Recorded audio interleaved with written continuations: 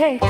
Ooh, cookies, pie, cobbler. So many recipes, so many cookbooks.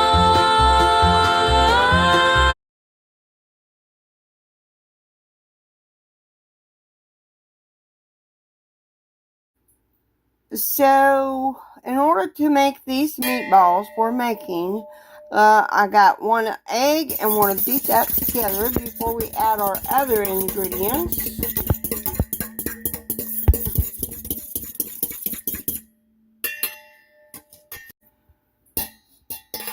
So to this egg, we're going to add some breadcrumbs, about a 3/4 cup. Estimate it. We're going to add some instant onions, which I just got chopped onions from the garden. I'm going to add that to there. And those are green onions. FYI, I just chopped up the whites. May add a little bit of that. I'll go ahead and add all that. We're going to also add some garlic powder. Adding some diced celery, which I diced that earlier. So it is warm outside. Let me tell you, it's about 90 degrees. Potential storms coming in as well. So I'm going to mix this up a little bit. And of course, we're going to add our hamburger as well.